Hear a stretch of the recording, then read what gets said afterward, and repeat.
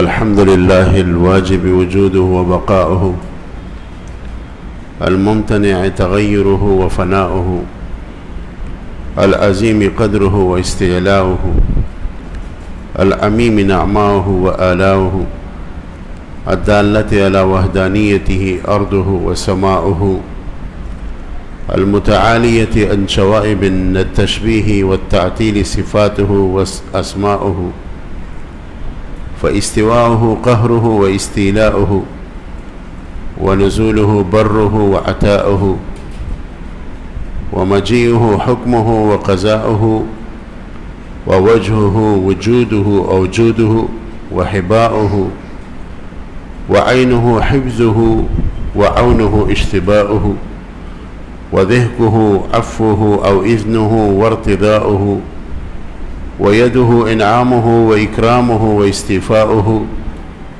ولا يجري في الدارين من أفعاله إلا ما يريده ويشاؤه، العظمة إزاره والكبرياء رداؤه، أحمده على جزيل نعمه وجميل كرمه، وأشهد أن لا إله إلا الله وحده لا شريك له، وأشهد أن محمدًا عبده ورسوله أرسله بالهدى ودين الحق ليظهره على الدين كله ولو كره المشركون، صلى الله عليه وعلى آله وأصحابه وسلم تسليما كثيرا كثيرا.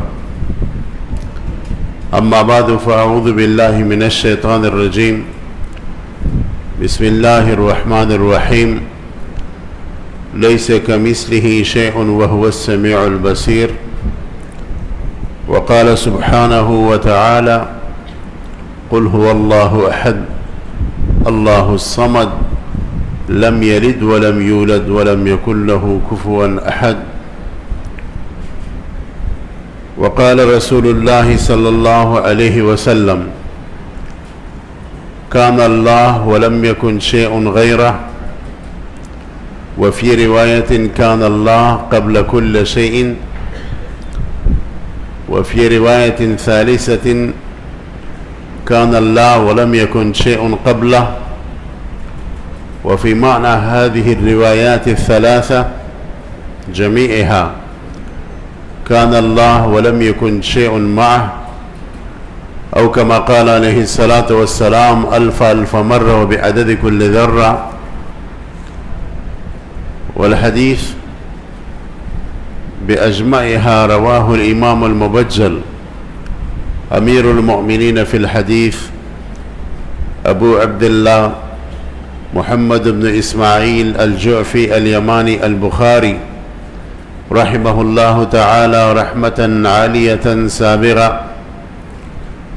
في مواضع من كتابه الجامع، منها كتاب بدء الخلق في الجزء الأول، ومنها كتاب التوحيد في الجزء الثاني الأخير.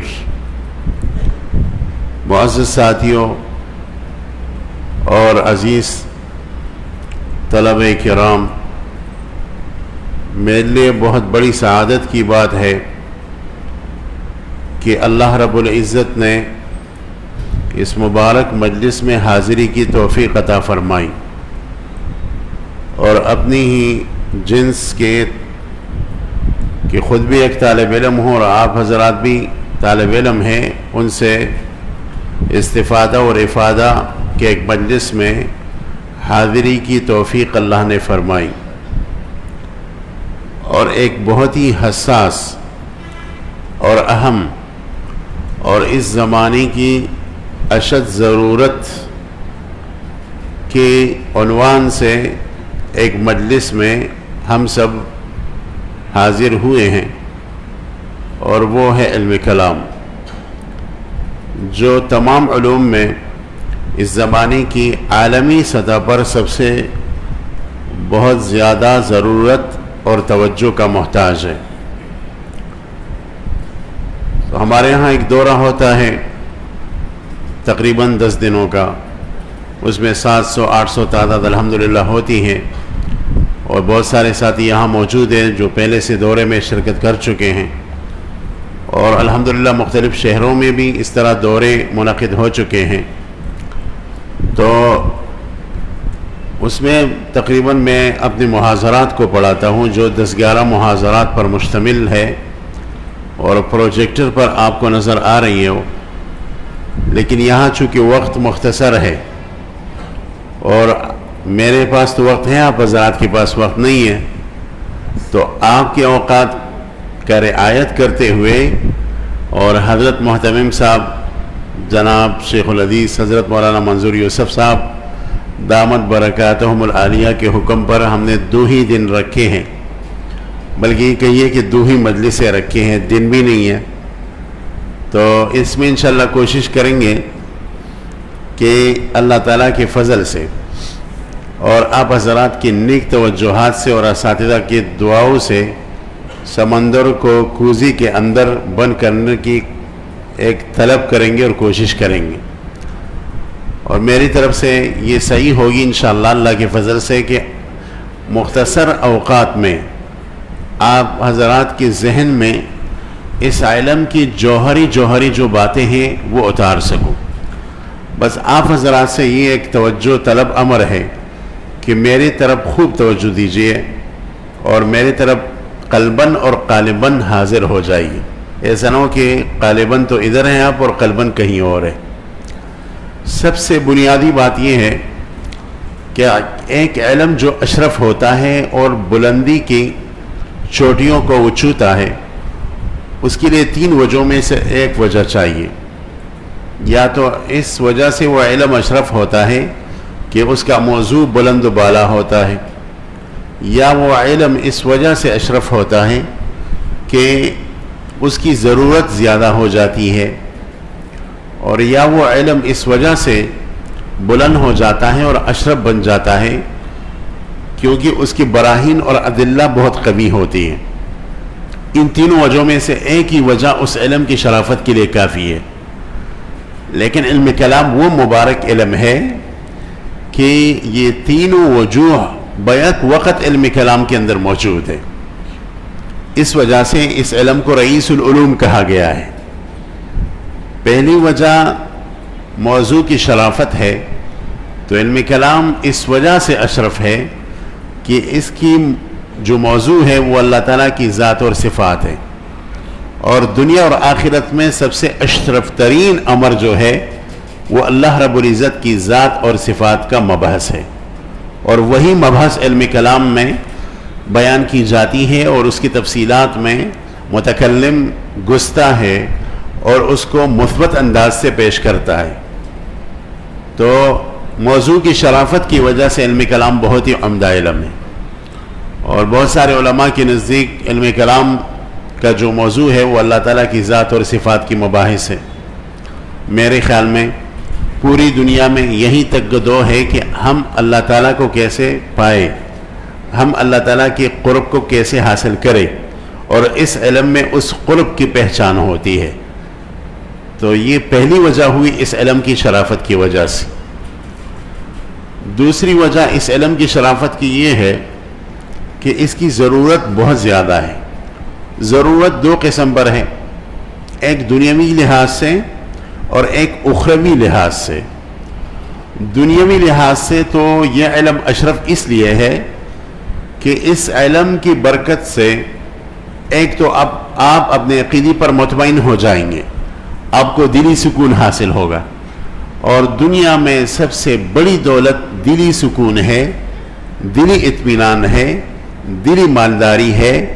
اب دیکھیے مغرب اور یورپ دنیا کی ترقی میں کتنا ترقی کر چکے ہیں دنیا کے اندر, لیکن پھر بھی اس کو سکون نہیں ہے. سکون کی وہ دولت اسلام کے اندر موجود ہے. اگر کسی بندے کے پاس اربوں اور کربوں روپے موجود ہو لیکن اس کو سکون حاصل نہیں ہے, سکون کی دولت سے محروم ہے, تو وہ حقیقت میں غریب ہے اور مفلس ہے. سکون دنیا کی سب سے بڑی دولت ہے. اسی وجہ سے اس علم کی برکت یہ ہے کہ اس کے ذریعے سے اللہ تعالیٰ آپ کو سکون کی دولت سے مالا مال فرما دیں گا. یہی وجہ ہے کہ امام تفتازانی رحمہ اللہ شرائط کے ابتداء میں اس علم کے تعارف کے حوالے سے کہتے ہیں کہ المنجی عن غیاہب الشکوک وظلمات الاوہام، یہ ایک ایسا علم ہے کہ آپ کو شکوک سے، خاص کر عقیدی کے اندر جو شکوک آ جاتے ہیں اور بے اطمینانی کا سبب بنتے ہیں، اس سے آپ کو نجات یہ علم دے گا اور آپ کو دلی سکون عطا فرمائے گا اور آپ کو سکون کی دولت سے مالا مال کر دے گا۔ تو ایک فائدہ تو دنیاوی لحاظ سے یہ ہے۔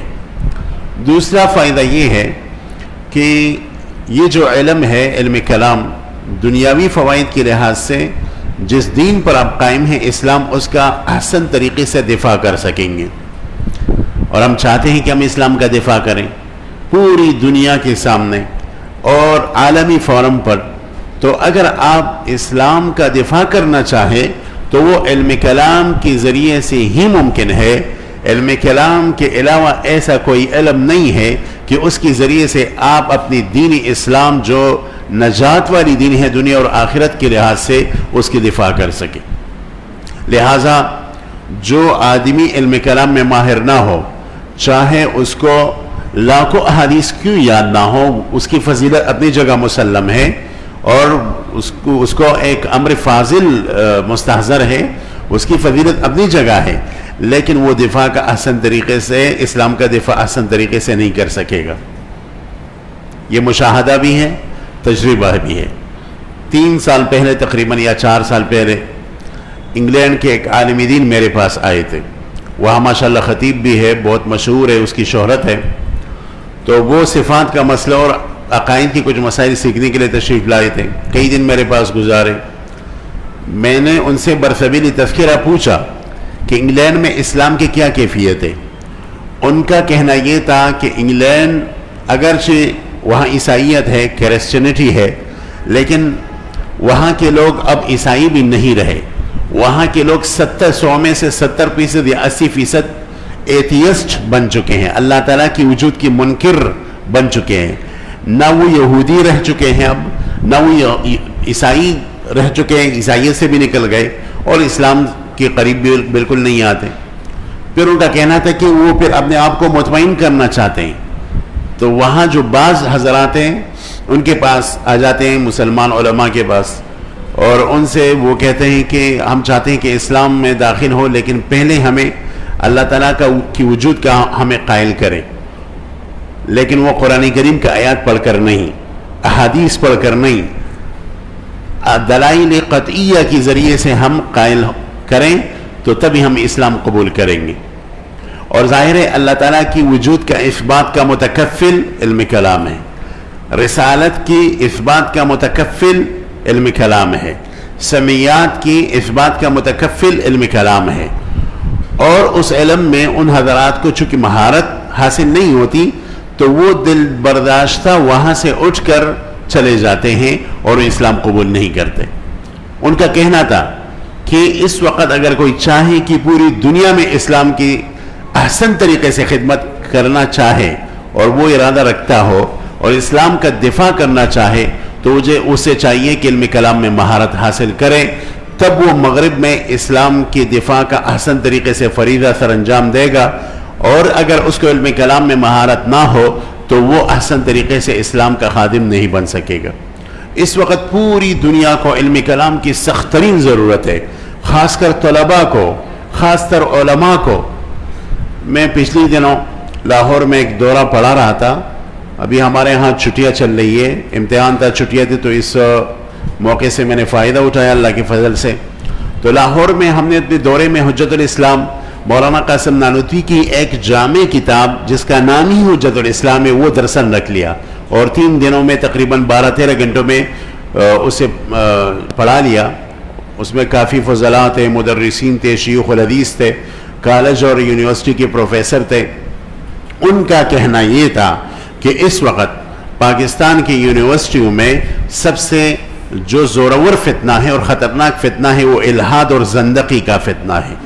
اس وقت ہمارے جو طلبہ ہیں وہ لینن اور اس طرح جو دوسرے ملحدین ہیں ان کی صفحات کو فیس بک کے اوپر مطالعہ کرتے ہیں، ان کی تحقیقات کو مطالعہ کرتے ہیں، جو اللہ تعالیٰ کی وجود کی نعوذ باللہ منکر ہے، جو رسالت کے بالکل منکر ہے، جو اس کے قائل ہیں کہ کبھی اللہ تھا ہی نہیں، تو اس کا وجود ہم کیسے مانیں گے؟ نعوذ باللہ۔ اس طرح کے الہاد کا فتنہ آپ کے ملک کے اندر بھی داخل ہو گیا۔ اگر آپ اسلام کا صحیح طریقے سے دفاع کرنا چاہیں تو سب سے اس کا بہترین علاج ہے علم کلام میں مہارت۔ اس لیے اس زمانے کی سب سے دنیاوی لحاظ سے بڑی ضرورت ہے، اور علماء کو اور طلباء کو سب سے زیادہ ضرورت جو ہے وہ علم کلام کا علم ہے۔ اگر اس میں طالب علم کو مہارت حاصل ہو تو وہ اسلام کا احسن طریقے سے دفاع کر سکے گا۔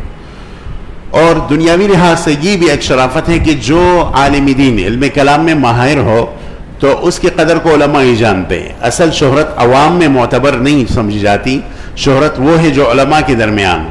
اگر اپنے زمانے کے علماء آپ کے سکے کو مانیں، آپ کے علم کو مانیں، تو وہی علم ہے۔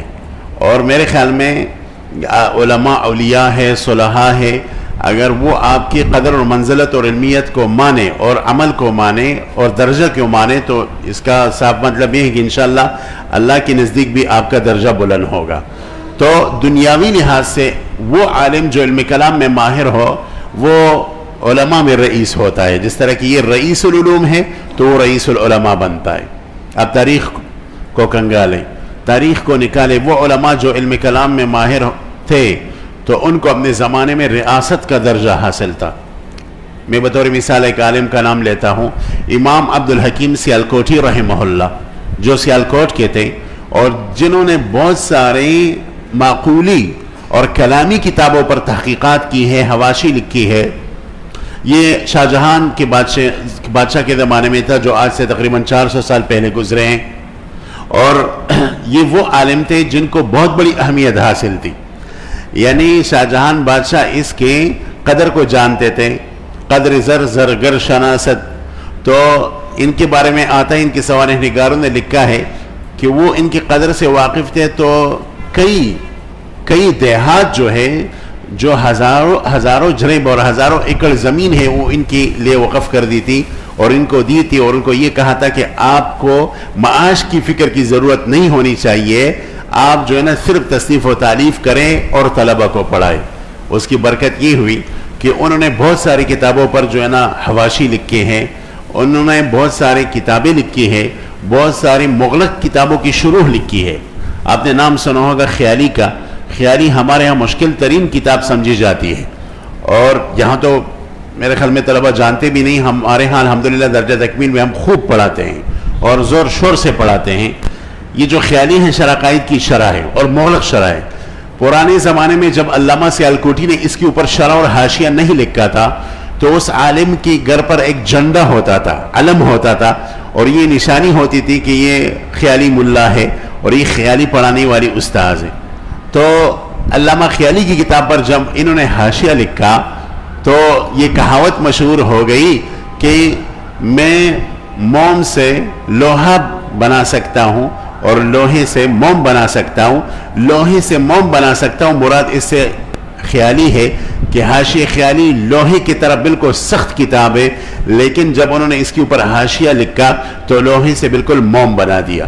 لہٰذا جو مدرسین علامہ خیالی کی کتاب اور حاشیے کو پڑھاتے ہیں ان کو بخوبی معلوم ہے کہ وہ علامہ سیالکوٹی کے حاشیے سے بالکل مستغنی نہیں ہے۔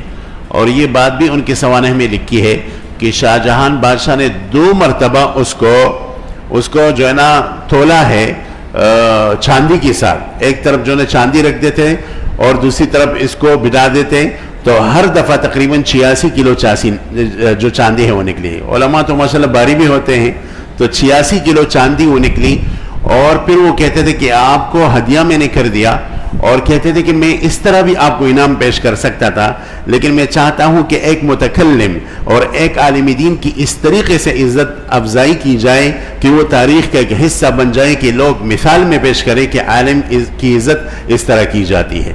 تو دنیاوی لحاظ سے جیسے کہ علامہ عبدالعزیز فرحاری نے نبراس میں لکھا ہے، وہ عالم بہت بلند و بالا ہوتا ہے جو علم کلام میں ماہر ہوتا ہے۔ اخروی لحاظ سے وہ عالم بہت ہی بلند و بالا ہوتا ہے جو علم کلام میں ماہر ہو، کیونکہ جو صحیح معنوں میں اللہ تعالیٰ سے ڈرنے والے لوگ ہیں وہ یہی علماء ہیں جو علم کلام میں مہارت رکھتے ہوں۔ حجت الاسلام مولانا محمد قاسم نانوتوی رحمہ اللہ کی کئی کتابیں چھپی آپ کو معلوم ہیں، اور ان کے کئی مکتوبات بھی چھپے ہیں. پرانے علماء کے مکتوبات میں بہت نور رکھا ہوا ہے اور اس میں بہت علم رکھا ہوا ہے، تو ان کی مکتوبات کو پڑھنا چاہیے. حضرت امام قاسم رحمہ اللہ کی کئی مجموعے مکتوبات کی چھپی ہے. دارالعلوم دیوبند سے پرانے زمانے میں کافی وقت ہوا، اب تو کتاب پاکستان میں بھی چھپ گئی ہے. ایک مکتوبات کا مجموعہ چھپا ہے، اس کا نام ہے مکتوبات فریدیہ، مکتوبات فریدیہ، اور اس کے اندر حضرت کے شاگردوں نے ان کو خطوط لکھے ہیں. تو ایک شاگرد نے ان سے پوچھا کہ اس آیات کی تفسیر آپ کیجئے، انما یخشی اللہ من عبادہ العلماء. تو حضرت الامام نے اس آیت کی جو انوگی تفسیر کی ہے بندہ حیران ہو جاتا ہے. اس کا خلاصہ یہ ہے کہ حضرت الامام رحمہ اللہ نے لکھا ہے کہ اصل میں اللہ تعالیٰ کی بندوں میں سب سے زیادہ اللہ سے ڈرنے والے اور جن کے دل کے اندر خوف ہے وہ علماء ہی ہیں. پھر اس کے متعلق لکھا ہے کہ اصل میں عالم اور جاہل کے درمیان فرق کرنے والا مسائل نہیں ہے، کیونکہ بہت سارے جو عامی لوگ ہیں ان کو مسائل یاد ہوتے ہیں، اور اس طرح دوسرے علوم بھی نہیں ہیں، وہ اس میں بھی اکثر ماہر ہوتے ہیں. مسائل تو اکثر ان ساتھی کو جو 4 مہینے ہر سال لگاتے ہیں ان کو آج کل کہ بعض حضرات سے بھی جو علم کا ان کے اوپر ٹپا ہوتے ہیں ان سے بھی زیادہ ان کو معلوم ہوتے ہیں. تو جو مسائل کی کثرت ہے، وسعت ہے، وہ بھی مراد نہیں ہے، اگرچہ ان کی اہمیت اپنی جگہ مسلم ہے، ان کی بہت بڑی اہمیت ہے مسائل فقہیہ کی. اس طرف ہم جاتے نہیں، اور وہ میرا موضوع اس وقت نہیں ہے. اگر وہ میرا موضوع ہوتا تو اس پر بھی کچھ کہہ دیتا. لیکن یہ ہے کہ وہ جو عالم ہے وہ جاہل سے اور غیر عالم سے فارق ہو اور الگ ہو اور اس سے بلند ہو. وہ کون سا علم ہے جس کے ذریعے سے وہ ایک جاہل سے فارق ہو اور ایک عام آدمی سے فارق ہو؟ تو حضرت الامام نے وہاں ذکر کیا ہے کہ وہ صرف علم کلام ہے.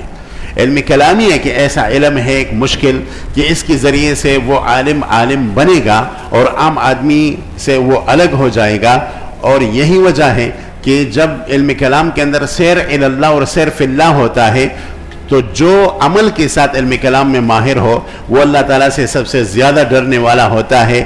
تو کہتے ہیں اس آیت کے اندر انما یخشی اللہ من عبادہ العلماء، اس آیت کے اندر علم کلام کی فضیلت ذکر کی گئی ہے کہ وہ عالم اللہ تعالیٰ کی بندوں میں سب سے زیادہ ڈرنے والا ہوتا ہے جو علم کلام کے اندر ماہر ہوتا ہے. یہ میری بات نہیں ہے، بلکہ حجت الاسلام مولانا قاسم نانوتوی رحمہ اللہ نے یہ بات تحریر فرمائی ہے. تو اخروی لحاظ سے وہ عالم جو علم کلام میں ماہر ہوتا ہے وہ بلند و بالا درجے پر جو ہے نا فائز ہوتا ہے. اور بھی اس کے فوائد ہیں. مثلا جو آدمی علم کلام کے اندر ماننے والا ہوتا ہے اور دوسروں کو علم کلام کا علم پہنچاتا ہے، اس کی برکت سے دنیا میں افراتفری نہیں ہوتا، لا قانونیت نہیں ہوتی، فوضا نہیں ہوتی. کیونکہ جو لوگ یہ دنیا کے اندر فوضا کرتے ہیں، لا قانونیت کرتے ہیں، دہشت گردی کرتے ہیں، وہ لوگ ہیں جس کا آخرت کا عقیدہ نہیں ہوتا. یہ وہ لوگ ہیں اکثر جو اعتقاداً بالکل خراب ہوتے ہیں. تو جو آدمی علم کلام میں الہیات کے اندر ماہر ہو اور نبوات کے اندر ماہر ہو اور سمیات کے اندر ماہر ہو یا اس کو کچھ درک ہو تو وہ کبھی بھی دنیا میں لا قانونیت کو پسند نہیں کرے گا اور مسلسل اس کوشش میں رہے گا کہ میں لا قانونیت کو ختم کروں اور اللہ تعالیٰ کے احکام کو اور رسول اللہ صلی اللہ علیہ وسلم کے طریقوں کو نافذ کروں. تو اس وجہ سے اس علم کی ضرورت بھی بہت زیادہ ہے. آپ کو معلوم ہے، آگے میں نے مقالے میں کئی جگہوں پر لکھا ہے اور ایک تو حوالہ باقاعدہ نقل کیا ہے اور اس حوالے پر اجماع ہے باقاعدہ. امام عبدالعزیز ابن بزیزہ بہت بڑے امام گزرے علم کلام کے، ان کا کہنا یہ ہے کہ اگر ایک قطر میں علم کلام کا ماہر نہ ہو تو اس قطر کے درمیان جتنے بھی لوگ رہتے ہیں وہ سب جو ہے نا گناہگار ہیں. وہ خاتون ہو یا مرد ہو، عالم ہو غیر عالم ہو، تو وہ سب گناہگار ہیں. قطر 78 کلومیٹر کو کہا جاتا ہے، یعنی جہاں سے سفر مکمل ہو جاتی ہے تو اس کو ایک قطر کہا جاتا ہے. اقطار اس کی جمع ہے. تو ایک قطر کے درمیان اگر علم کلام کا ماہر ترین بندہ نہ ہو تو وہ سب کے سب گناہگار ہیں فرض کفایہ کے درجے میں، کیونکہ انہوں نے فرض کفایہ کو ترک کر دیا. تو اس سے آپ علم کلام کا بخوبی اندازہ لگا سکتے ہیں کہ اس علم کی کتنی ضرورت ہے. تیسری بات جو اس علم کی فضیلت پر دلالت کرتی ہے وہ یہ کہ اس علم کی براہین بہت مضبوط ہے، دلائل اس کے بہت مضبوط ہے. دیکھیں علم کلام کہ یہ تین قسم کے دلائل درکار ہے بیک وقت. یا تو اس میں نصوص قطعیہ سے استدلال کی جاتی ہے قرآن کریم کے آیات کریمہ سے، اور یا جو ہے نا اس میں احادیث متواترہ سے استدلال کی جاتی ہے، اور احادیث متواترہ بھائی مفید للقطع ہے، مفید للیقین ہے، مفید للظن نہیں ہے. یا اس علم میں تیسری نمبر پر اجماع سے استدلال کی جاتی ہے، اور اجماع بھی آپ حضرات کو معلوم ہے کہ معصوم ہے اور قطعی ہے. یہ تین دلائل ہیں علم کلام کے. علم کلام کے اندر ظنیات سے استدلال نہیں کیا جاتا. تو یہ تین وجوہ علم کلام کے اندر بیک وقت موجود ہے، اور یہ ایسی تین وجوہ ہیں کہ اگر ان وجوہ میں سے ایک وجہ بھی ایک علم کے اندر آ جائے تو وہ علم اشرف بن جاتا ہے، چجائے کہ تین وجوہ بیک وقت اس علم میں جمع ہو جائے. اسی وجہ سے اس علم کو رئیس العلوم کہا جاتا ہے. یہی وجہ ہے کہ اسلاف نے سب سے پہلے علم کلام کی طرف توجہ دی اور علم کلام کو خوب پڑھا اور علم کلام کو جو ہے نا خوب سیکھا. آگے میں نے مقالے میں کئی حوالے اس طریقے سے درج کی ہیں.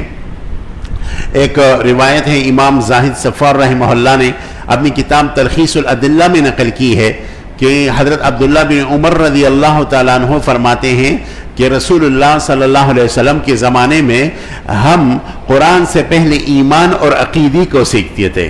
قرآن سے پہلے ایمان اور عقیدی کو سیکھتے تھے. اور یہ نہیں کہا کہ صرف میں سیکھتا تھا، بلکہ ان کا فرمانا یہ ہے کہ تمام صحابہ قرآن کی سیکھنے سے پہلے، فروعات کی سیکھنے سے پہلے یعنی ایمان اور عقیدی کو سیکھتے تھے. مراد اس سے علم کلام ہے. تو اس وجہ سے علم کلام تمام علوم میں مقدم ہے اور یہ سب سے جو ہے نا اشرف علم ہے. اس علم کی طرف توجہ دینی چاہیے.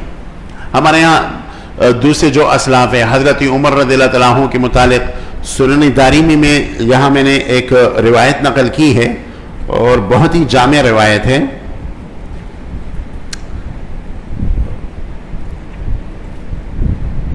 اس میں تفصیل یہ ہے کہ بہرحال مقالے میں موجود ہے تو انشاءاللہ اس کو آپ تفصیلی پڑھیں گے تو وہ سامنے آ جائے گی. سنن دارمی کی روایت ہے کہ حضرت عمر رضی اللہ تعالیٰ عنہ کی خلافت کے زمانے میں ایک آدمی تھا مصر میں، حضرت عمر بن عاص کے قریب تھا اور وہ عقیدے کے لحاظ سے بہت فتنور تھا اور وہ فتنے کو پھیلاتا تھا اور لوگوں سے کہتا تھا کہ الرحمن علی العرش استوى کیف استوى، یعنی اس کی ذہن میں تجسیم کی بیماری تھی.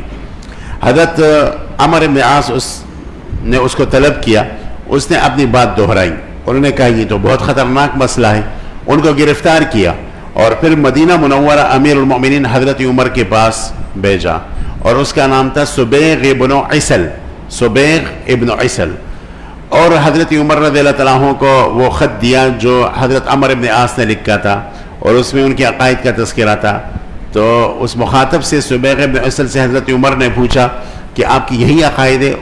تو اس نے اپنی گردان شروع کر دی کہ میری یہی عقائد ہے اور میں اس پر ایمان رکھتا ہوں. حضرت عمر نے ایک فوجی کو کہا، مجاہد کو کہا کہ آپ اس کو لے جائیے، اس کو باندھ لے، اور اگر یہ کہیں بھاگ گیا تو آپ کی خیر نہیں ہے. آج میں بہت مصروف ہو کر اسے بلائیے، اس کا فیصلہ کروں گا. جب کل بلایا تو اس سے پھر پوچھا کہ اب تک آپ کے ذہن میں وہی بیماری ہے اور اس طرح کے سوالات کرتے ہیں، وہی عقیدہ ہے؟ اس نے کہا کہ میرا وہی عقیدہ ہے. تو حضرت عمر تو جلالی شان کے مالک تھے. انہوں نے کہا کہ آپ بیٹھ جاؤ، اور انہوں نے جو ہے نا یعنی مختلف جگہوں سے اراجین منگوا لی. اراجین اور کھجور کی اس ٹہنیوں کو کہتے ہیں، کھجور جو بالکل یعنی بلیڈ کی طرح ہوتی ہے، اس ٹہنیوں کو منگوایا، اس چڑیوں کو منگوایا اور ان کو بٹھایا اور قمیص ان کو اتارا اور ضرب یضرب گردان شروع کر لیا اور خوب اس کو مارا، لہو لہان کر دیا. اور جب بالکل لہو لہان کر دیا تو حضرات کو کہا کہ اس کو میرے سامنے سے اٹھاؤ. 3 مہینے بعد دوبارہ اس کو بلایا اور بغیر پوچھے ضرب یضرب کا گردان پھر شروع کر دیا. اس کو خوب لہو لہان کر دیا. پھر اس کو اٹھایا. 2-3 مہینے بعد جو اس کے زخم صحیح ہو گئے تو پھر بلایا اور جب مارنے لگے تو اس نے کہا کہ امیر المؤمنین اگر آپ مجھے مارنا چاہیے تو مجھے قتل کر دیں. یہ ایسی تکلیف کیوں مجھے دے رہے ہیں؟ جو توڑا مارتے پھر چھوڑتے، جب میں ٹھیک ہو جاتا ہوں پھر میرے زخم کو تازہ کر دیتے، اس کے اوپر نمک چھڑک دیتے ہیں، تو آپ مجھے قتل کر دیجئے. اور اگر آپ یہ کہنا چاہیں اور یہ آپ کا مطلب ہو کہ میرا عقیدہ کیسا ہے تو تو خدا کی قسم جب پہلی مرتبہ آپ نے مجھے مارا تو پہلی مار کی وجہ سے میرے ذہن سے باطل عقائد نکل گئے تھے اور میری اصلاح ہو گئی تھی. حضرت عمر فاروق نے اس پر بھی اکتفا نہیں فرمایا, اس کو یمن بھیجا اور حضرت ابو موسیٰ اشعری کو حوالے کیا اور ان کو فرمایا کہ ان سے کوئی بھی تعلق نہ رکھے کوئی مسلمان, اور ان سے کوئی بے شرابی نہ کرے اور نہ ان سے بات کرے. وہ جب کئی مہینے بہت تنگ آ گیا تو حضرت ابو موسیٰ اشعری کے پاس آیا کہ حضرت میرے ذہن سے وہ باطل عقائد بالکل خدا کی قسم نکل گئی ہے, میری اصلاح ہو چکی ہے, آپ امیر المومنین کو خط لکھ کے, کیونکہ لوگ میرے ساتھ نہ بے شرع کرتے ہیں نہ بات کرتے ہیں, میری اصلاح ہو گئی ہے. تو ابو موسیٰ اشعری نے جب اس کی حال کی خوب جانچ پڑتال فرمائی, پھر اس کے بعد حضرت امیر المومنین عمر بن الخطاب رضی اللہ تعالیٰ عنہ کو خط لکھا اور اس کی سفارش کی. تو جواباً حضرت عمر فاروق رضی اللہ تعالیٰ عنہ نے کہا کہ ٹھیک ہے, جب اس آدمی کی اصلاح ہو گئی ہے تو اب لوگوں کو اجازت ہے کہ اس کے ساتھ بے شرع بھی کرے اور اس کے تعلقات بھی رکھے اور بات بھی کرے. تو اس واقعے سے جو سنن دارمی اور 2 جگہ امام دارمی نے اس روایت کو لیا ہے, 2 جگہ, تو اس واقعے سے پتہ چلتا ہے کہ اسلاف کو لوگوں کے عقائد کی کتنی فکر تھی. ہمارے ہاں ایک کتاب ہے, کتاب الروزتین فی تاریخ الدولتین النوریہ والصلاحیہ, یہ امام ابو شامہ المروزی رحمہ اللہ کی تصنیف ہے, اور سلطان صلاح الدین ایوبی اور سلطان نور الدین زنگی رحمہ اللہ کی تاریخ پر سب سے مستند مرجع ہیں. اس کے اندر پہلے جلد میں واقعہ لکھا ہے کہ شام پر جب نور الدین زنگی رحمہ اللہ کی حکومت تھی تو ایک آدمی آیا اور اس کا عقیدہ تقسیم کا تھا, اور وہ تقسیم کے فتنے کو پھیلا رہا تھا اور لوگوں کو کہہ رہا تھا کہ استوا کا مطلب یہ ہے کہ اللہ تعالیٰ نعوذ باللہ عرش کے اوپر بیٹھا ہوا ہے, جس طرح کا ایک بادشاہ بیٹھتا ہے. تو ظاہر یہ تقسیم کا باطل عقیدہ ہے, کیونکہ اہل سنت والجماعت کہتے ہیں کہ الرحمن علی العرش استوا کا مطلب ہے کہ اللہ نے عرش کے اوپر قبضہ فرمایا ہے. الرحمن علی العرش استوا قبض علی العرش, اور یا اس میں سلف کا مذہب ہے جو تفویض ہے, جس تفویض کا مطلب یہ ہے کہ استوا کا اصلی معنی اللہ تعالیٰ ہی جانتا ہے اور اس کی تفویض کرو, اللہ تعالیٰ کو سپرد کرو, اس کے معنی کو کوئی نہیں جانتا. کل کے محاضرے میں انشاءاللہ اس کی پوری تفصیل آ جائے گی, آپ خوب سمجھ لیں گے. جن حضرات نے پڑھا ہے پہلے سے تو پہلے سے ان کو معلوم ہے, جن حضرات نے نہیں پڑھا انشاءاللہ کل سمجھ جائیں گے. بہرحال اس آدمی کا عقیدہ تقسیم کا تھا, تو لوگوں کے اندر اس فتنے کو پھیلا رہا تھا. تو نور الدین زنگی رحمہ اللہ نے ان کو دعوت دی, بحث کی, پھر بھی اس نے توبہ نہیں کیا. تو اس کی بعد جو ہے نا اس کو ایسی سزا دی کہ یعنی تاریخ کا حصہ وہ سزا بن گیا. اس کی منہ کو بالکل کھالا کر دیا اور اس کو ہاتھ اور پاؤں سے باندھ کر گدی کے اوپر بٹھا دیا اور دمشق کے بازاروں میں اس کو پھراتا تھا اور خود اپنی منہ سے یہ آواز لگاتا تھا کہ جس آدمی کا عقیدہ گڑبڑ ہو, جو جمہور مسلمانوں کے مخالف عقیدہ رکھتا ہو, جو اسلام کے مخالف عقیدہ رکھتا ہو, تو اس کا یہی انجام ہوگا جو میرا انجام ہے. یہ باقاعدہ کتاب الروزتین کے اندر یہ واقعہ لکھا ہوا ہے. اس واقعے سے پتہ چلتا ہے کہ سلف کے ہاں عقیدے کی کتنی بڑی اہمیت تھی. تیسرا واقعہ میں ذکر کرتا ہوں. قدریہ کا عقیدہ بہت خطرناک ہے, آپ کو معلوم ہے, اور یہاں محاضرات کے اندر قدریوں کے اوپر میں نے تفصیل کی ہے, مختصر تفصیل ہے, لیکن جو کام کی باتیں وہ میں نے ذکر کی ہے. تو ایک قدری تھا اور اس کا باطل عقیدہ تھا خطرناک. اس کا نام تھا غیلان بن مسلم القدری. حضرت عمر بن عبدالعزیز رحمہ اللہ جو جلیل القدر تابعی تھے اور اپنے زمانے کے ایک نامور شخصیت تھے, اور امام ذہبی رحمہ اللہ نے لکھا تھا کہ وہ صرف بادشاہ نہیں تھے بلکہ وہ علوم میں مجتہد تھے, محدث تھے. باقاعدہ ان کی ایک مسند شائع ہوئی ہے, مسند عمر ابن عبدالعزیز للامام الباغندی, اور یہ ہمارے شیخ عوامہ جو آج کل ترکی میں ہوتے ہیں ان کی تحقیق سے یہ کتاب چھپی ہے. تو وہاں ان کی ان روایات کو امام باغندی لے آئے ہیں جو حضرت عمر بن عبدالعزیز کے واسطے ہم تک پہنچی ہے. تو محدث بھی تھے, مجتہد بھی تھے, متکلم بھی تھے, علم کلام میں بھی ماہر تھے. آپ کے ذہن میں برصغیر تذکر یہ بات ڈالتا چلوں کہ پرانے زمانے کے علماء فرضاً علم کلام میں ماہر ہوتے تھے, یعنی دوسرے علوم میں ماہر ہو یا نہ ہو, علم کلام میں سب سے پہلے وہ مہارت حاصل کرتے تھے, اور اس کی نظائر میں وقتاً بوقتاً اپنے محاضرے میں پیش کرتا رہوں گا. تو غیلان بن مسلم دمشق آیا اور وہ تقدیر کے انکار کے فتنے کو پھیلا رہا تھا, اور تقدیر کا عقیدہ تو فرض عقیدہ ہے, اس کے اندر تو شک کی بھی گنجائش نہیں ہے. تو اس باطل عقیدے کو پھیلا رہا تھا. عمر بن عبدالعزیز رحمہ اللہ نے اسے اپنے دربار میں بلایا اور ان کو کہا کہ آپ کا عقیدہ کیا ہے، اپنے دلائل پیش کرو۔ جب اس نے دلائل پیش کی تو حضرت عمر بن عبدالعزیز نے گفتگو شروع فرمائی اور ان کے ایک ایک دلیل کو جو نے توڑ دیا، اور اوپر سے اہل سنت والجماعت کی جو دلائل ہے اس کو مدلل کرتا ہوا، کلام کو مدلل کرتا ہوا آگے چلتے گئے۔ آخر میں اس گفتگو میں غیلان بن مسلم بالکل عاجز آ گئے اور اس نے تسلیم کر لیا کہ واقعی ہمارا عقیدہ غلط ہے، اور اس نے وہیں پر اعلان کر دیا کہ میں اپنے باطل عقیدے سے رجوع کرتا ہوں۔ اور یہ تاریخی بات جس کو علامہ کوثری رحمہ اللہ نے بھی لکھا ہے، یہ اس نے اپنے منہ سے نکالی کہ یا امیر المؤمنین لقد جئتک ضالا فہدیتنی واعمى فبصرتنی وجاہلا فعلمتنی واللہ لا اتکلم فی هذا الشیء ابدا، خدا کی قسم میں اس کے بعد تقدیر کے انکار کے متعلق کوئی بات نہیں کروں گا۔ آپ کے دربار میں آ کر میں نابینا تھا، آپ نے بینا کر دیا، میں گمراہ تھا، آپ نے مجھے ہدایت کا راستہ دکھایا، میں جاہل تھا، آپ نے مجھے علم کا راستہ دکھایا، خدا کی قسم اس کے بعد تقدیر کا انکار نہیں کہوں گا اور نہیں کروں گا۔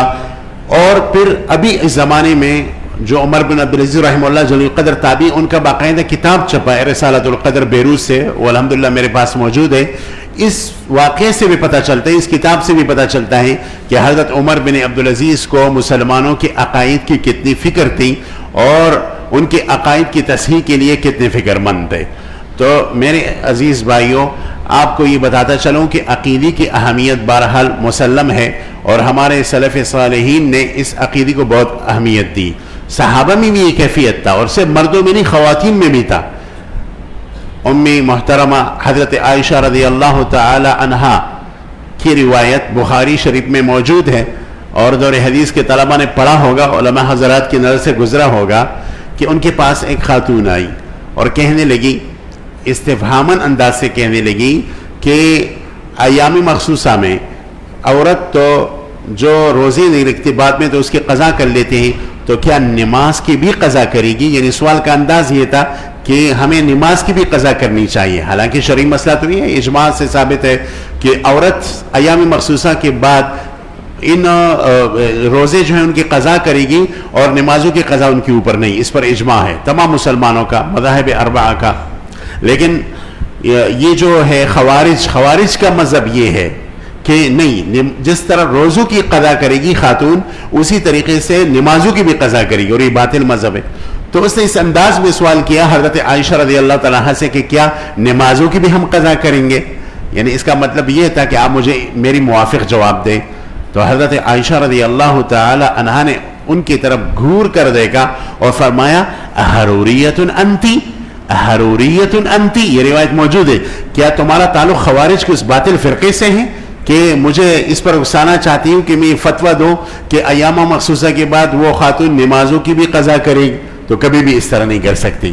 اس واقعے سے علماء محدثین اور شارحین نے یہ نتیجہ نکالا ہے کہ خواتین کو بھی اس بات کی اہمیت تھی رسول اللہ کے زمانے میں، حضرت عائشہ جیسی ہستی کو، کہ لوگوں کو عقیدے کی فکر کرنی چاہیے، اور عقیدے کی اہمیت ان کے دلوں میں تھا، اور لوگوں کے اوپر وہ بس اوقات جو ہے نا ظاہر بھی کر دیتی۔ تو سلف کے ہاں عقیدے کی بہت بڑی اہمیت تھی، اس وجہ سے اس علم کا سیکھنا بہت ضروری ہے۔ البتہ یہ آپ کے ذہن میں رہے کہ علم کلام ایک تو تفصیلی علم کلام ہے، وہ علم الخاصہ ہے، وہ خواص کا علم ہے، اور اس کا مطلب یہ ہے کہ جس طرح ہم شرح قائد صفیہ اپنے ہاں پڑھاتے درسی نظامی میں، شرح مواقب پڑھتے ہیں، شرح مقاصد پڑھتے ہیں، ابکار الافکار پڑھتے ہیں، اشارات المرام پڑھتے ہیں، اور شرح صحائب پڑھتے ہیں، یہ تفصیلی علم ہے۔ هذا هو علم الخاصہ لا علم العامہ، اور ایک مجمل عقائد ہے جو عوام کے لیے ضروری ہے، ان کو عوام کو جنہیں سکھانا بہت ضروری ہے۔ لیکن تفصیلی علم کلام جو ہے اس میں مہارت حاصل کرنا آپ حضرات کی ضرورت ہے، اور آپ حضرات کے اوپر واجب ہے، وہ عوام کا وظیفہ بالکل نہیں ہے۔ تو میرے بھائیوں، اس حوالے سے پتہ چلتا ہے کہ علم کلام کی کتنی بڑی اہمیت ہے۔ قریب کے زمانے کے ہمارے ایک بہت بڑے متکلم گزرے ہیں جس کا نام ہے امام عبدالعزیز الفرہاروی رحمہ اللہ، اور جو پنجاب کے ملتان کے تھے، اور انہوں نے شرح قائد کی ایک کامیاب ترین شرح لکھی ہے، نبراس اس کا نام ہے۔ اس کی ابتدا میں بالکل انہوں نے لکھا ہے کہ علوم دو قسم پر ہے، ایک علوم عالیہ ہے عین کے ساتھ، ایک علوم عالیہ ہے، اعلیٰ کی علوم.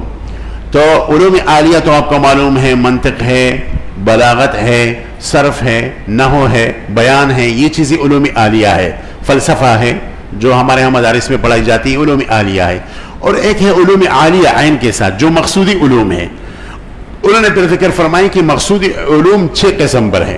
پہلا علم وہ ہے تفسیر کا، اور دوسرا علم ہے حدیث کا، اور تیسرا علم ہے اصول فقہ کا، اور چوتھا علم ہے فقہ کا، اور پانچواں علم ہے تصوف کا، اور چھٹا علم ہے علم کلام کا، علم العقائد کا.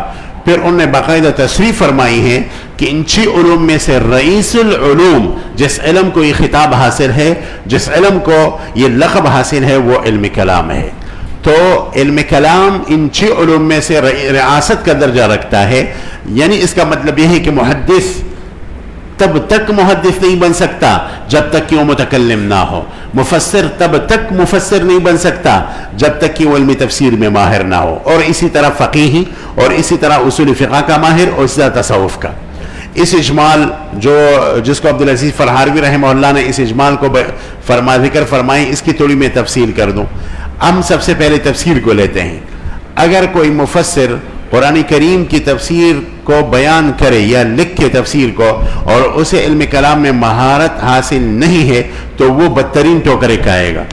کیونکہ علماء محدثین اور علماء مفسرین اور علم کلام کے علماء نے اس بات پر تصریح فرمائی ہے کہ قرآن کریم کے 6000 کے اوپر جو آیتیں ہیں، اس کے اندر 5000 سے اوپر جو آیتیں ہیں وہ عقائد اور علم کلام کے متعلق. یعنی یہ سمجھیں کہ تقریباً قرآن کی 100% حصے میں سے 85% یا 88% جو آیات کریمہ ہے وہ علم کلام اور عقیدے کے مباحث کے متعلق ہے، الہیات کے متعلق ہے، رسالت کی اصولی مباحث کے متعلق ہے، عقیدہ آخرت کے اثبات کے متعلق ہے، اور یہ سب عقائد کی بحثیں ہیں. تو جو آدمی تفسیر کرنا چاہے اور وہ علم کلام میں ماہر نہیں ہے تو وہ بدترین ٹوکرے کھائے گا. کیونکہ قرآن کریم کے اندر جو متشابہات ہے، اگر بندے کی علم کلام میں مہارت نہ ہو تو ان متشابہات کو بیان کرتے ہوئے اور کھولتے ہوئے وہ صریح تجسیم کے عقیدے میں واقع ہو جائے گا. اور اس کی مشاہدات بھی موجود ہے، کتابیں بھی موجود ہیں جو اہل الزیغ والضلال نے لکھی ہے. تو ان کی چونکہ اس علم میں مہارت حاصل نہیں ہوتی، تو اس طرح کے آیات کریمہ میں وہ بدترین ٹوکرے کھاتے ہیں اور وہ گمراہ ہو جاتے ہیں. اسی وجہ سے وہ حضرات جنہوں نے علم کلام کے اندر مہارت حاصل کیا ہے، ان کی تفاسیر بالکل جامع سمجھی جاتی ہے، اور علم کلام اور عقیدے کے مسئلوں میں وہ مرجع ہیں. سب سے اہم تفسیر سلف صالحین میں، متقدمین میں، اس حوالے سے امام ابو منصور الماتریدی رحمہ اللہ المتوفی 333 ہجری، جو عقیدے کے مؤسسین میں اور بنیادی لوگوں میں ان کو سمجھا جاتا ہے، ان کی تفسیر ہے تاویلات اہل السنہ والجماعہ. اس تفسیر کا نام ہے تفسیر تاویلات اہل السنہ والجماعہ. اس تفسیر کا سب سے بہترین نسخہ ترکی سے 18-19 جلدوں کے اندر شائع ہوا ہے، مکتبۃ المیزان سے. اس تفسیر کو آپ اٹھائیے، ہر آیات کے نیچے عقائد کی بحثیں آپ کو پائیں گے، اور یہ تفسیر سب سے بہترین تفسیر ہے. اور اگرچہ بعض تفسیریں اس حوالے سے ہمارے ہاتھ تک نہیں پہنچے، اللہ تعالیٰ ستیہ ناس کریں اہل بدعت کا، انہوں نے ہمارے ایسے تفسیری کو نظر آتش کر دیا. تاریخ میں ایک تفسیر کا نام آتا ہے، اور یہ واقعہ امام ابو بکر ابن العربی المعافری المالکی رحمہ اللہ نے اپنی کتاب، حوالے کو یاد رکھیے، اپنی جامع کتاب القواسم من العواسم میں یہ واقعہ لکھا ہے کہ امام ابو الحسن اشعری رحمہ اللہ، جو اہل سنہ کے بڑے امام گزرے ہیں، ان کی ایک تفسیر ہے 450 جلدوں میں، اور اس کا نام ہے تفسیر المختزن، میم خا تا زا نون، تفسیر المختزن. یہ تفسیر انہوں نے امام زہبی کی قول کے موافق 450 جلدوں میں لکھی ہے، اور یہ تفسیر بغداد میں ایک مکتبے کے اندر موجود تھا. تو اس زمانے کے ایک معتزلی الاعتقاد جو معتزلی تھا اور کٹر معتزلی تھا، صاحب علم تھا لیکن عقیدے میں زائغ تھا، عقیدے میں گمراہ تھا، اس کا نام ہے صاحب ابن عباد. اور اپنے زمانے کے آل بویہ جو مملکت گزری ہے، آل بویہ ان کا ایک مستند وزیر تھا، اور خود صاحب علم بھی تھا لیکن عقیدے میں گمراہ تھا. تو انہوں نے وہ جو مکتبہ ہے جہاں امام ابو الحسن اشعری کی تفسیر پڑھی ہوئی تھی، تفسیر المختزن، اس کے قیم کو، اس کے رکھوالے اور ناظم کو رشوت دی. 500 دینار اور اس کو کہا کہ اس تفسیر کو طلب کرو. تو اس نے پھر مشورہ مانگا کہ تفسیر کو کس طرح طلب کروں, یہ تو ایک ہی نسخہ ہے اور اس کا طلب کرنا تو بہت بڑا سرکاری جرم ہے. تو انہوں نے کہا کہ اس مکتبے کے قریب جو لگا ہوا باورچی ہے اس میں آگ لگا دو اور پھر آگ جو ہے نا اندر مکتبے کے اندر ڈالو. تو اس نے اسی طریقے پر عمل کر دیا اور یہ مشہور کر دیا کہ جو باورچی خانہ ہے وہاں آگ لگ گئی, اس کی وجہ سے مکتبے میں آگ لگ گئی اور اس آگ کی وجہ سے وہ پورا مکتبہ بھی جل گیا اور تفسیر المختزن بھی اس کے اندر جل گئی. تو اگر وہ تفسیر ہمارے ہاتھوں میں اس وقت ہوتی جو آج سے تقریباً 1100-1200 سال پہلے لکھی گئی ہے تو خدا کی قسم وہ اہل سنت والجماعت کی مایہ ناز تفسیر ہوتی. لیکن بہرحال تفسیر تعویلات اہل سنت اس وقت موجود ہے اور سب سے بہترین نسخہ ترکی سے چھپا ہے. اس کے بعد اگر آپ آ جائیے امام طبری رحمہ اللہ کی تفسیر کو اٹھا کر دیکھیے, تفسیر الطبری جو 32 جلدوں میں شائع ہوئی ہے, آپ اس کو عقیدی کے اندر پائیں گے تو ایک محقق پائیں گے, علم کلام کے ماہر پائیں گے, ایک بہترین متکلم پائیں گے. اس کے بعد اگر آپ آ جائیے تو امام فخر الدین الرازی رحمہ اللہ کی جو تفسیر ہے تفسیر کبیر, میرے خیال متکلم بنانا چاہے تو تفسیر کبیر کو مطالعے میں رکھے, اس کی نظیر نہیں اس تفسیر کی, لاجواب تفسیر ہے. اور اسی طرح تفسیر, یہ ایسے لوگ ہیں جنہوں نے علم کلام میں بھی مہارت حاصل کیا اور وہ کامیاب مفسر بھی بن بیٹھے. آج میرے خیال میں تفاسیر میں بلاغت کے لحاظ سے سب سے بہترین تفسیر آپ خوب جانتے ہو تفسیر کشاف ہے, امام جار اللہ زمخشری کی, جو عقیدتاً کٹھر معتزلی تھے اور اتنے متعصب معتزلی ہے کہ بس اوقات اپنے آپ کو کہتے ہیں قال اصحاب العدل والتوحید, اپنے آپ کو اصحاب العدل والتوحید سے تعبیر کرتا ہے. اور ہمارے اہل سنت کے متعلق کہتے ہیں قال اہل البدعۃ, ہمیں کہتا ہے الٹا چور کوتوال کو ڈانٹے, یعنی ہمیں کہتے ہیں قال اہل. اتنا متعصب آدمی ہے انہوں نے, اور ان کی تفسیر بلاغت کے لحاظ سے بہترین تفسیر ہے. الحمدللہ ہمارے علماء کے اندر تعصب نہیں ہے, اہل سنت کے اندر تعصب نہیں ہے. ہم نے اس تفسیر سے فائدہ اٹھایا, ہمارے اکابر نے اس تفسیر سے فائدہ اٹھایا. حدیث میں آتا ہے اگرچہ سندن ضعیف ہے لیکن فضائل میں مقبول ہے, رسول اللہ فرماتے ہیں صلی اللہ علیہ وسلم الحکمت ضالۃ المؤمن این وجدها حفظها, یعنی سمجھ کی بات جہاں بھی آپ کو ملے آپ اس کو اٹھا سکتے ہیں اگر اس کی مضرات سے آپ اپنے آپ کو بچا سکتے ہیں. خذ ما کفا ودع ما قدر پر عمل آپ کر سکتے ہیں. تو ابھی وہ تفسیر کشاف چھپی ہے 10 جلدوں میں, سب سے بہترین نسخہ ترکی سے چھپ گیا ہے, یہ سب سے بہترین طبع ہے. تفسیر کشاف کو سامنے رکھ کر ہمارے وہ مفسرین جو بیک وقت علم کلام میں بھی ماہر تھے, متکلمین تھے, تفسیر میں بھی ماہر تھے, انہوں نے اس تفسیر کو سامنے رکھ کر اس پر ردود لکھے ہیں اور بہترین کامیاب ردود لکھے ہیں. چنانچہ امام میر سید شریف جرجانی نے کشاف کا حاشیہ لکھا ہے, امام المحقق الثانی الامام سعد الدین تفتازانی رحمہ اللہ نے تفسیر کشاف کے اوپر حاشیہ لکھا ہے. امام طیبی جو ہمارے مشکات المفاتیح کے ایک کامیاب, مشکات المصابیح کے کامیاب شارح ہیں, شرح طیبی کے نام سے, انہوں نے تقریباً 10 جلد کے اندر شرح لکھی ہے الکاشف عن حقائق السنن. انہوں نے تفسیر کشاف کے اوپر 17 جلدوں کے اندر باقاعدہ حاشیہ لکھا ہے جو فتوح الغیب کے نام سے مشہور ہے, اور ابھی وزارت دبئی نے اس کو چھاپ دیا. اور اس کے اندر جہاں بھی امام زمخشری نے کہیں بھی یعنی اہل سنت کے اوپر رد کیا ہے اور کوئی عقیدہ معتزلہ کے حوالے سے بیان کیا ہے, حضرت الامام الطیبی رحمہ اللہ نے فتح الغیب حاشیہ میں اس کا بھرپور رد کیا ہے. اور یہ جو تنقید اور یہ حاشیہ تقریباً اب 17 ضخیم جلدوں میں جو ہے چھپ گیا ہے, جو ہزاروں صفحات پر جو اندر پھیلا ہوا ہے. تو آپ اس سے اندازہ لگائیے کہ ایک آدمی تفسیر کرے اور وہ علم کلام میں ماہر نہ ہو تو وہ بدترین ٹوکرے کھائے گا اور وہ ناکام مفسر ہوگا اور قرآن کریم کی خدمت کو صحیح طریقے سے نہیں کر سکے گا. تو مفسر کو علم کلام کی سخت ضرورت ہے. دوسرا علم ہے حدیث. محدث کو علم کلام کی نہایت ضرورت ہے. ایک محدث تبھی کامیاب شارح اور حدیث کا یعنی شرح کرنے والا بن سکتا ہے جب اس کو علم کلام میں مہارت ہو, کیونکہ حدیث میں طامات ہے, حدیث میں ایسی چیزیں ہیں کہ اگر اس کی آپ تحقیق نہ کریں تو آپ گمراہی کے کڑوں میں واقع ہو جاؤ گے. امام سفیان ثوری رحمہ اللہ جو متقدمین میں سے ہیں, سلف صالحین میں سے ہیں, جو قدر تابعی وہ فرماتے ہیں کہ الحدیث مضلۃ الا للعلماء، اور ایک روایت ہے الحدیث مضلۃ الا للفقہاء، یعنی اگر حدیث کے اندر تم گھس جاؤ اور حدیث کے لیے جو لازمی علوم ہے اس میں آپ کی مہارت نہ ہو تو یہ افریقہ کی جنگل کی طرح ہے، تو اس میں تم جو ہے نا گم ہو جاؤ گے اور کہیں خطرناک شر آپ کو شکار کر دے گا، کیونکہ حدیث میں ضعیف بھی ہوتی ہیں، حدیث میں منگلت بھی ہوتے ہیں۔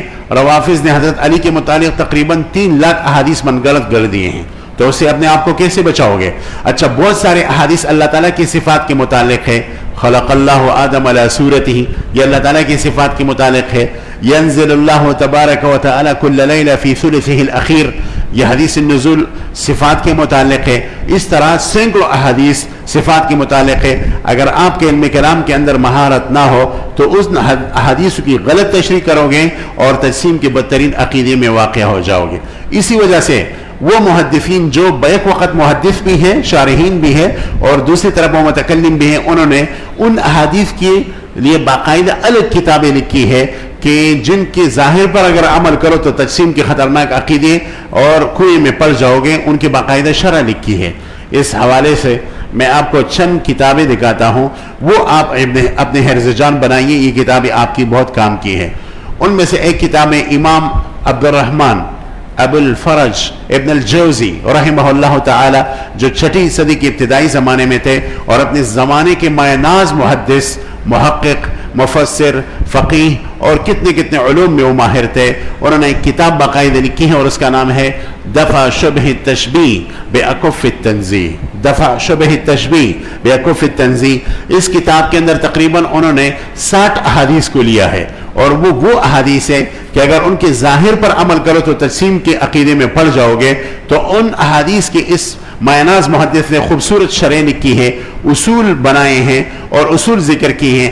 اگر ان اصول کو طالب علم جو ہے نا اپنے یعنی علم میں لے آئے تو ان 60 حدیث کی نیچے جو اصول ہے ان کو اگر ذہن میں رکھے تو سیاہ ستہ کی کوئی بھی حدیث صفات کے متعلق ہو، سیاہ ستہ کے باہر جتنے بھی لاکھوں حدیث صفات کے متعلق ہو، تو اس کے اندر وہ گمراہی کے گڑھے میں نہیں گرے گا، کنویں میں نہیں گرے گا۔ کیونکہ بہت سارے احادیث اگر اس کے ظاہر پر عمل کرو تو آدمی گمراہ بن جاتا ہے، جیسے کہ یہی حدیث ہے بخاری شریف کے اندر بھی ہے، مشکات شریف جلد ثانی کی ابتدائی حدیث ہے، خلق اللہ آدم علی صورتی، اللہ تعالیٰ نے آدم کو اپنی شکل جیسا بنایا ہے، ان کی شکل اللہ کی شکل کی طرح ہے۔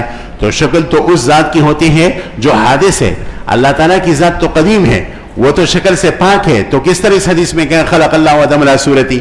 تو ان حضرات محدثین نے ایسے احادیث پر ایک زبردست کلام کیا ہے، اس کے لیے اصول و قواعد بنائے ہیں اور کتاب و سنت کی روشنی میں اس کا حل کیا ہے۔ تو پہلی کتاب اس حوالے سے دفع شبہ تشبیہ ہے۔ اس کتاب سے پتہ چلتا ہے کہ ایک محدث کو علم کلام کی کتنی اشد ضرورت ہے۔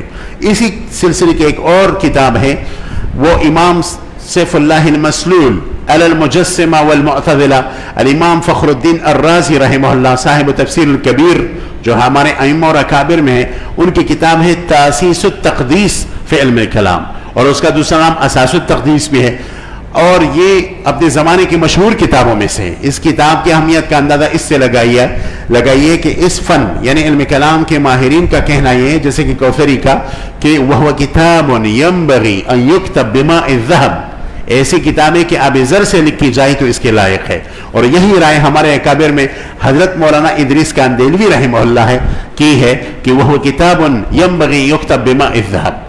تو ان کی کتاب تاسیس التقدیس، امام رازی نے ان احادیث کو اپنی کتاب کے حصے میں لیا ہے، یعنی باقی کتاب تو اور بھی بہت یعنی مفید اصول پر مشتمل ہے، لیکن اس کے دوسرے حصے میں ان احادیث کو لیا ہے کہ جن کے ظاہر پر اگر عمل کیا جائے تو آدمی تجسیم کے گمراہ عقیدے کا شکار بن جاتا ہے، یا اعتزال یا قدریہ کی طرف نکل جاتا ہے، یا خارجیت کی طرف نکل جاتا ہے۔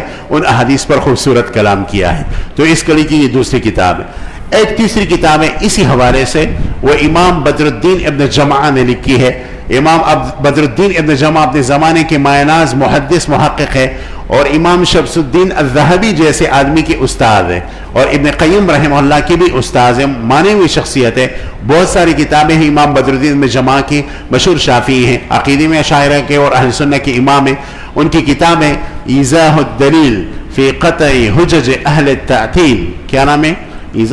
میرے ساتھ اس نام کا آپ ذکر کر لیا کریں تاکہ آپ کی منہ پر یہ نام مبارک نام جاری ہو جائے. آپ نے مکتبے میں اس کتاب کو آپ رکھ لیجئے, لے لیجئے. ایضاح الدلیل فی قطع حجج اہل التعطیل, اس کتاب کے اندر انہوں نے ان احادیث کو لیا ہے اور ان یعنی آیات کریمہ کو بھی لیا ہے کہ جن کو ظاہر کو دیکھتے ہوئے اگر اس کے ظاہر پر عمل کرو تو تقسیم کے عقیدے کا شکار ہو جاؤ گے. تو اس سے پتہ چلتا ہے کہ ہمارے ائمہ نے ان کتابوں کی کیسی اہمیت دی. اچھا, اس کے علاوہ جو مجموعی احادیث کی کتابوں کی جو شروع ہے, مثلا بخاری شریف کی کامیاب ترین شرح جو ہے, جس کے بارے میں کہاوت مشہور ہے کہ لا ہجرت بعد الفتح, امام حافظ ابن حجر جس کو حافظ دنیا کہا جاتا ہے, حافظ ابن حجر العسقلانی رحمہ اللہ, ان کی کامیاب شرح فتح الباری شرح لصحیح البخاری ہے. اسی طرح امام بدر الدین العینی رحمہ اللہ کی شرح عمدۃ القاری ہے. اسی طرح بخاری کی تقریباً 375 شروح لکھی گئی ہے.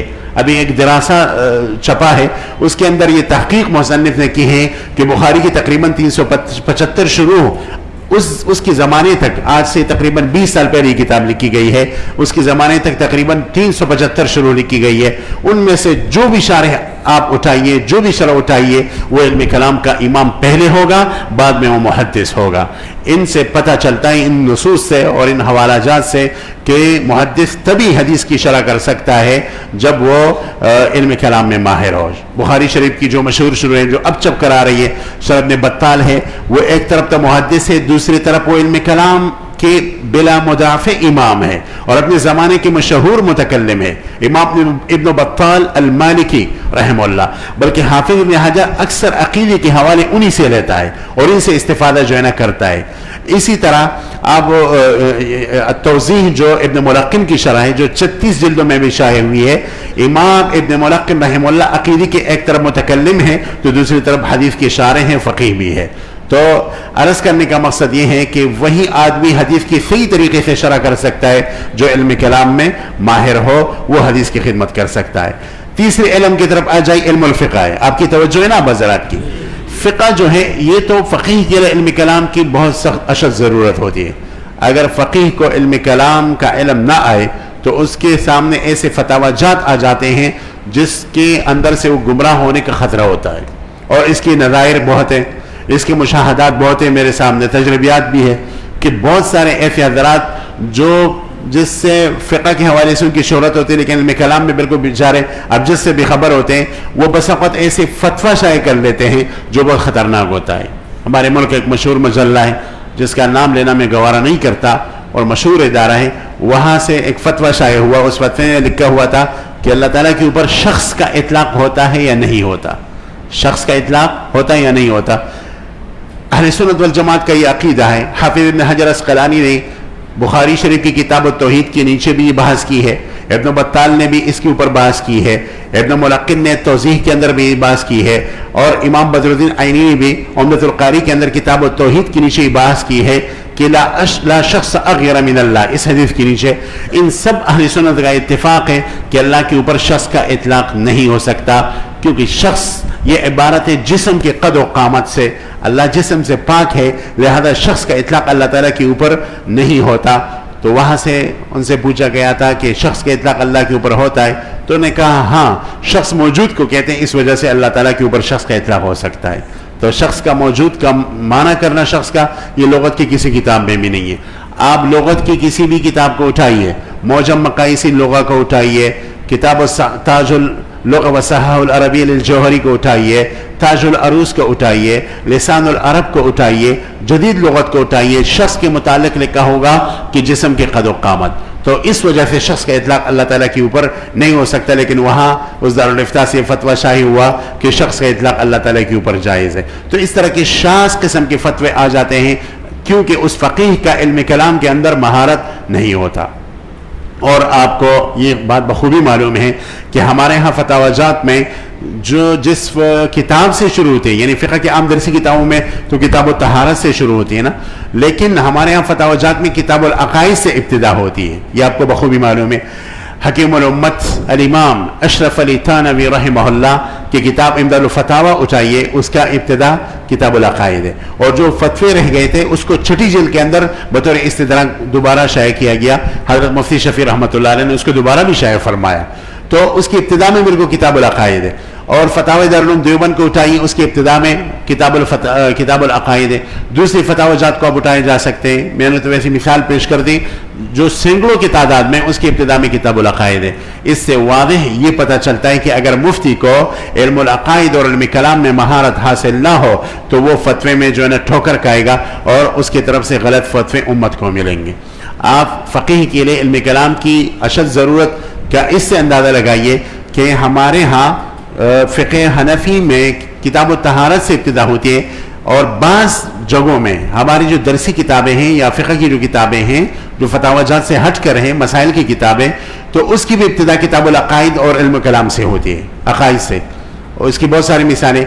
یہ تو ہمارے ہاں کم ہی ملتا ہے، لیکن مالکیہ کی جو بھی آپ فقہ کی کتاب اٹھائیں گے ان کی کتاب الطہارت سے پہلے آپ کو کتاب العقائد ملے گا، جو عام درسی کتابیں ہیں نا ان کی، تو ان کتاب الطہارت اور کتاب الصلاۃ سے پہلے آپ کو کتاب العقائد ملے گا۔ اور اس کی وجہ یہ ہے کہ ان کے ہاں بھی عقائد کی بہت بڑی اہمیت ہے، تو وہ یہ درس دینا چاہتے ہیں کہ ایک فقہ کا طالب علم جو ہے اور ایک فقہ کو سیکھنے والا جو اس کو پہلے علم کلام اور عقیدے کے اندر مہارت ضروری ہے، اور اس عقیدے کو سیکھنا چاہیے، اس کے بعد جو ہے نا اس کو کتاب الطہارت اور کتاب الصلاۃ اور اس طرح جو دوسری کتب فقہ ہے اس کو پڑھنا چاہیے۔ آپ مالکیہ کی کسی بھی کتاب کو اٹھائیے، اس وجہ سے مالکیہ کے ہاں تو اس کی بہت بڑی اہمیت ہے۔ تو اگر آپ عقائد کی علم کو لینا چاہیں تو بے شک آپ ان کی فقہ کی کتابوں کو اٹھائیں، اس کے ابتدا میں عقائد کے مسائل پر بحث ہوگی اور علم کلام کے اوپر بحث ہوگی۔ تو ایک فقیہ کو علم کلام کی اشد ضرورت ہوتی ہے، علم کلام کے بغیر جو ہے نا وہ ایک قدم بھی نہیں اٹھا سکتا فقہ کے میدان میں، خاص کر اس فتنوں کے زمانے میں۔ اس وقت جو فتوے آ رہے ہیں تو نعوذ باللہ اللہ تعالیٰ کی وجود کی انکار کا فتویٰ آ جاتا ہے، اور گستاخ رسول ایسی کہ اس طریقے سے فتوے آ جاتے ہیں، اسی طرح سے تقدیر کی انکار کے فتوے آ جاتے ہیں، اور الحاد کا فتنہ بہت زور شور سے جاری ہے۔ یہ آپ کو کہوں میں، یعنی ایک خطرناک فتنہ تو لوگوں کے اندر گمراہی پھیلانا عمل کے لحاظ سے وہ بھی خطرناک ہے، لیکن اخطر فتنہ یہ ہے، اخطر بدعت، اور اخطر فتنہ کہ آپ کے عقیدے کو کوئی خراب کرے، کیونکہ عمل میں جول اور سستی اسلام تو برداشت کر لیتا ہے، لیکن عقیدے کے اندر وہ بالکل سستی برداشت نہیں کرتا اور جول برداشت نہیں کرتا۔ تو فقیہ کے علم کلام میں مہارت بہت ضروری ہے۔ چوتھا علم ہے اصول فقہ۔ ایک اصولی کے لیے تو علم کلام نہایت ضروری ہے، کیونکہ اصول فقہ اور اسی طرف علم کلام کے درمیان ایک مضبوط رشتہ ہے، اس پر باقاعدہ دراسہ لکھا گیا ہے، کئی کتابیں لکھی گئی ہے کہ دونوں علموں کے درمیان ایک مضبوط قسم کا رشتہ ہے، دونوں بھائی کی طرح ہیں۔ اگر ایک آدمی اصول فقہ کی کسی کتاب کو اٹھائے اور وہ پڑھائے اور اس کا علم کلام کے اندر مہارت نہیں ہے تو کبھی بھی وہ علم صحیح طریقے سے پڑھا نہیں سکتا۔ میری تدریس کے الحمدللہ تقریباً 17 سال بیت گئے ہیں، اور میں 17-18 سال سے اس علم کے محقق کتاب التوضیح والتلویح پڑھاتا ہوں، اور الحمدللہ خوب شوق سے پڑھاتا ہوں۔ آج سے تقریباً 18-19 سال میں نے اس علم کے ایک ماہر مدرس سے ایک سوال کیا تھا، اور اس نے کم از کم 40-45 سال اصول فقہ پڑھایا تھا۔ میں نے کہا حضرت توضیح تلویح پڑھانے کا طریقہ کیا ہے، کس طریقے سے پڑھائے؟ انہوں نے کہا کہ جو آدمی توضیح تلویح پڑھے اس کو بیک وقت 3 علوم میں یا 4 علوم میں مہارت ضروری ہے۔ ایک تو اصول فقہ، باہر سے اس کو ازبر ہونا چاہیے، اصول فقہ میں باہر سے مہارت، دوسرے نمبر پر فلسفے میں مہارت، تیسرے نمبر پر منطق میں مہارت، چوتھی نمبر پر علم کلام میں مہارت۔ اگر ان علوم میں خاص کر علم کلام میں ان کی مہارت نہ ہو تو وہ اس کتاب کے قریب بھی نہ جائے، ورنہ یہ بالکل اس کو شاٹ کر دے گا اور اس کو جو ہے اس کا نقصان کر دے گا۔ تو اس بڑے شخصیت کی بات میرے ذہن میں پھر بیٹھ گئی تھی۔ پھر میں نے جب اس کو دیکھا، اور آپ حضرات سب حضرات پڑھتے رہتے ہیں توضیح تلویح کو، کہ اس کے ہر لکیر میں جو ہے نا علم کلام کا مسئلہ ہوتا ہے۔ اصول فقہ کی کتاب میں مسلم الثبوت ایک مشہور زمانہ کتاب ہے، جس کو صاحب سلم العلوم جو معقولات اور منطق کے اندر ان کی کتاب ہے، ان کی دوسری کتاب مسلم الثبوت ہے، جو معناز اور مضبوط قسم کا کتاب ہے۔ آپ کے ہاں نہیں پڑھا جاتی، ہمارے یہاں الحمدللہ تکمیل میں اس کو بھرپور مزے لے کر ہم پڑھاتے ہیں۔ تو مسلم الثبوت جو ہے وہ اس کے ہر لکیر میں علم کلام ہے، کوئی لکیر اس کا ایسا نہیں جس میں صرف اصول فقہ کا مسئلہ ہو۔ تو وہ مدرس اس کتاب کو پڑھا سکتا ہے جس کا علم کلام کے اندر مہارت ہو۔ سلف کے ہاں تو اصول فقہ اور فقہ کا رشتہ اتنا پکا تھا کہ جب آپ تراجم علماء دیکھیں گے تراجم کی کتابوں میں تو وہاں لکھا ہوگا کہ قرأ هذا العالم النحو على فلان والصرف على فلان واللغة على فلان والفقه على فلان وقرأ الاصلين على فلان وقرأ اصلین علی فلان. اصلین سے کیا مراد ہے؟ اصول الدین مراد ہے اور اصول فقہ مراد ہے.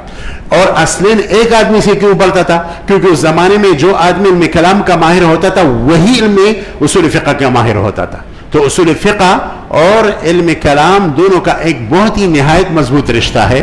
ایک آدمی متکلم ایک آدمی اصولی جبھی بن سکتا ہے جب وہ صحیح معنوں میں جو ہے نا متکلم ہو. اور اسی وجہ سے اصول فقہ کی کتابوں میں علم کلام کے مباحث در آئے ہیں، بلکہ بعض حضرات نے تو اس میں اصول فقہ کی کتابوں میں علم کلام کی کتابوں کے لیے الگ ابواب اور فصول قائم کیے ہیں. اصول فقہ کی کتابوں کے اندر علم کلام کے مسائل کے لیے الگ الگ فصول اور الگ الگ ابواب قائم کیے ہیں. میں مثال ذکر کرتا چلوں، شوافی کے ہاں ایک کتاب ہے اصول فقہ کی جس کا ہمیں بہت فائدہ ہے، اور یہ کتاب لکھی ہے امام تاج الدین السبکی رحمہ اللہ نے، اور اس کتاب کا نام ہے جمع الجوامع. کیا نام ہے؟ بہت مشہور کتاب ہے جمع الجوامع امام تاج الدین السبکی. اور اس کتاب کی بہت ساری شروع لکھی گئی ہیں. اس کتاب کی ابتدا میں اصول فقہ ہے، اس کے آخری حصے میں یعنی 4 حصے ہیں تو چوتھائی حصے میں آخری حصے میں جو ہے اس میں علم کلام کے مسائل ہیں، یعنی باقاعدہ علم کلام کا ایک رسالہ اس کتاب کے اندر لگایا ہے. اور اسی وجہ سے جو اس کی شارحین آئے ہیں، مثلا امام محلی ہے جو جلالین کے مصنف ہے اور مفسر ہیں، اسی طرح دوسری کئی کتابوں کے مصنف ہیں، مشہور شافعی ہیں، مشہور اصولی متکلم مفسر ہے.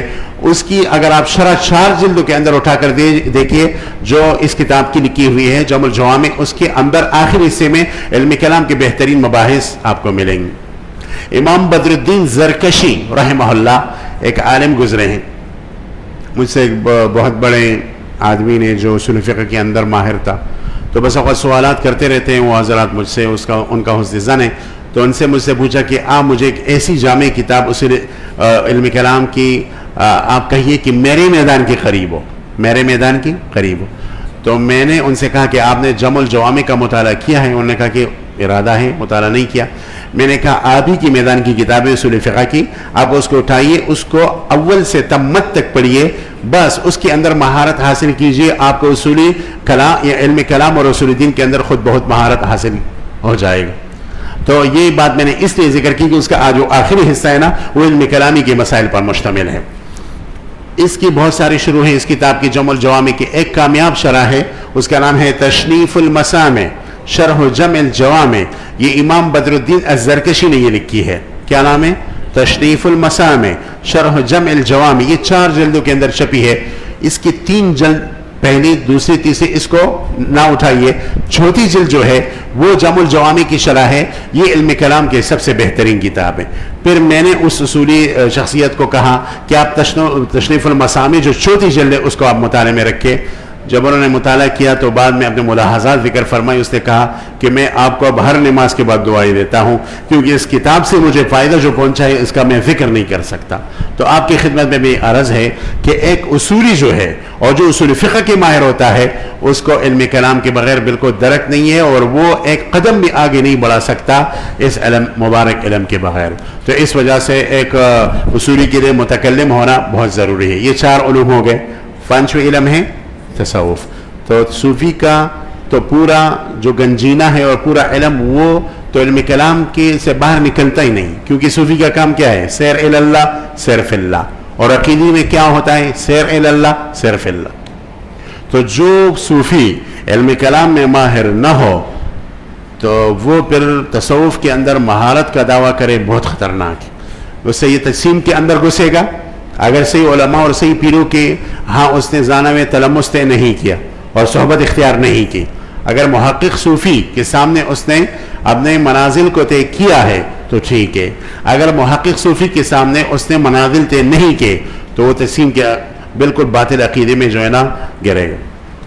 اس وجہ سے جو پرانے زمانے اور اس زمانے کے محقق صوفیاء ہیں وہ علم کلام میں ماہر ہیں، وہ متکلمین ہیں. آپ تصوف کی کسی بھی بنیادی کتاب کو اٹھا لیجئے، اس کے اندر آپ کو عقیدی کے مباحث ملیں گے. میں مثال ذکر کرتا چلوں. اس دنیا کے تصوف کے سب سے بلا منازع امام امام حجت الاسلام الامام ابو حامد الغزالی رحمہ اللہ ہے، جن کے علم اور تقوی کو دیکھتے ہوئے بندے کے سر سے ٹوپی گر جاتی ہے. ایسے آدمی ہیں. ان کی اس کتاب کو اٹھائیے جو احیاء علوم الدین کے نام سے مشہور ہے، جو تصوف کا گونسلہ سمجھا جاتا ہے اور جامع ترین کتاب ہے، اور بہت سارے خانقاہوں میں اس کی تعلیم دی جاتی ہے. اس کے بالکل ابتدا میں امام غزالی نے ایک رسالہ رکھا ہے، ابتدائیات میں. وہ رسالہ تاریخ میں الرسالۃ القدسیہ کے نام سے مشہور ہے.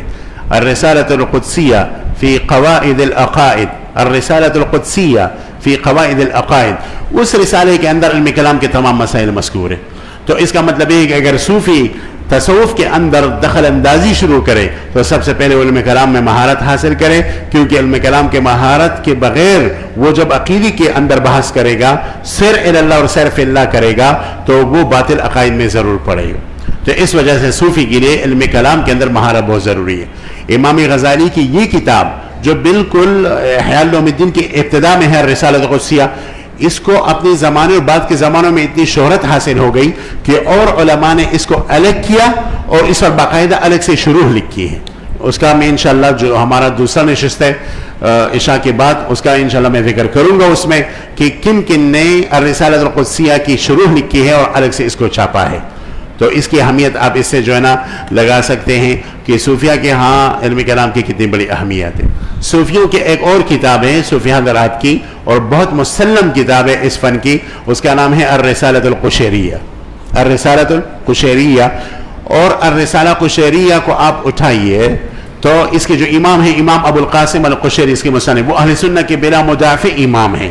ان کی اس الرسالۃ القشیریہ جو تصوف کی بنیادی اصولی کتب میں شمار ہوتا ہے، اس کی ابتدا میں عقائد کی بحثیں ہیں. عقائد کی بحثیں آپ پڑھیں گے تو اس کے بعد جو ہے نا تصوف کی مباحث میں داخل ہوں گے. باقاعدہ اس میں لکھا ہے کہ صوفی آپ کا اللہ تعالیٰ کی ذات کے متعلق یہ عقیدہ ہونا چاہیے، یہ چاہیے، یہ چاہیے. صفات کے متعلق یہ عقیدہ چاہیے. اللہ تعالیٰ کی صفات ذاتیہ یہ ہے، صفات فعلیہ یہ ہے، صفات ثبوتیہ یہ ہے، صفات سلبیہ یہ ہے، صفات اکرامیہ یہ ہے، صفات جلالیہ یہ ہے. اس کے بغیر آپ ایک قدم بھی نہیں اٹھا سکتے تصوف کے اندر. اور ایک تیسری کتاب ہے امام کلابازی رحمہ اللہ نے لکھی ہے، اور تصوف کی بہت بنیادی کتاب ہے التعرف بحقیقت التصوف، امام کلابازی کے متقدمین میں سے. اور اس کتاب کی بہت سارے لوگوں نے شروح لکھی ہے، کئی جلدیں میں شروع لکھی ہے. اس کتاب کے بالکل ابتدا میں جو ہے نا باقاعدہ امام کلابازی رحمہ اللہ نے تصوف کی اصولوں کا ذکر کیا ہے، اور ساتھ ساتھ عقائد کا بھی ذکر کیا ہے کہ صوفی کو چاہیے کہ عقائد میں مہارت حاصل کرے، تب وہ تصوف کے اندر چلا جائے. ہمارے ہندوستان کے بہت بڑی شخصیت سلسلہ نقشبندیہ کے بلا مدافع اور بلا منازع شخصیت امام مجدد الفسانی احمد سرہندی رحمہ اللہ ہے، جو تمام مکاتب فکر کے نزدیک مسلم شخصیت ہے، اور علم کلام کی اور تصوف کے بیک وقت امام ہے. ان کی علوم میں اس وقت ہمارے پاس جو چیز موجود ہے وہ ان کی مکتوبات ہیں، مکتوبات امام ربانی، جو ضخیم جلد فارسی میں چھپے، اس کا اردو ترجمہ بھی چھپا ہے.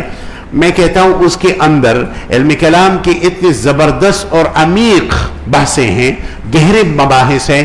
اگر ان کی علم کلام والی بحثیں ان مکتوبات سے الگ کیے جائیں تو مستقل علم کلام کی ایک کتاب بن سکتی ہے، مستقل ایک کتاب بن سکتی ہے. اور انہوں نے اپنے مریدوں کو جو خطوط لکھے اس کے اندر اشاعرہ ماتریدیہ کے چھوٹے چھوٹے جزیات کو لیا ہے اور ان کو تفصیلی ذکر کیا ہے. اس سے پتہ چلتا ہے کہ ایک صوفی کے لیے علم کلام کی کتنی اشد ضرورت ہے. تو جو صوفی علم کلام کا ماہر نہ ہو، میرے خیال میں وہ اس گدی کے قریب بھی نہ بیٹھے، ورنہ وہ لوگوں کو گمراہ کرے گا. لہٰذا آپ اسی صوفی کو پیر پکڑیے جو ان علم کلام میں ہی ماہر ہو اور ساتھ ساتھ اس کے اندر عمل بھی ہو. سمجھ میں آئی بات نا؟ ٹھیک ہے نا؟ تو یہ خوب آپ ذہن میں رکھیے. لہٰذا الحمدللہ جو ہمارے کابر جو جس طرح متکلمین تھے وہ صوفیہ بھی اسی وجہ سے تھے کہ علم تصوف کو خوب سیکھا تھا، چونکہ اور صحیح طریقہ اور صحیح نہج سے سیکھا تھا، کیونکہ دوسری طرف وہ علم کلام کے اندر ماہر تھے. تو الحمدللہ ان سے کوئی بھی گمراہی اس طریقے سے نہیں آئی. امام حکیم الامہ مجدد الملہ الامام اشرف علی تھانوی رحمہ اللہ بیک وقت تصوف کے بلا مدافع امام تھے، تو دوسرے طرف وہ علم کلام کے صرف متباہر نہیں تھے، مجتہد فی علم کلام تھے، مجتہد فی علم کلام تھے. ان کے عام باتوں میں علم کلام کا رنگ ہے، ان کے عام مواعظ جو عوام مرید تھے وہ اس کو لکھتے تھے، اور ہمیں الحمدللہ اس کا ذخیرہ کامل پہنچا ہے. تو اگر آپ اس کو پڑھیں گے تو عام تقاریر میں بھی علم کلام کے بالکل سینکڑوں جزیات پر انہوں نے آسان طریقے سے عوامی انداز سے بحث فرمائی ہے. تو یہ اس کا بہین ثبوت ہے کہ ہمارے حضرات جو اکابر صوفیاء ہیں وہ علم کلام میں بھی ماہر تھے. اس کی بہت سارے مثالیں میں دے سکتا ہوں. امام قاسم نانوتوی تھے، شیخ الہند تھے، شبیر احمد عثمانی تھے، اور اسی طرح یعنی حضرت اشرف تھانوی رحمہ اللہ تھے، شیخ الاسلام، شیخ العرب والعجم حضرت مولانا حسین احمد مدنی تھے. ان سب کا علم کلام میں زبردست مہارت تھا، تبھی وہ تصوف میں جو ہے نا ماہر تھے. یہ 5 علوم ہو گئے، اور چھٹا علم جو ہے وہ علم کلام ہے. اچھا، ایک نکتے کی بات آپ کو بتاتا ہوں.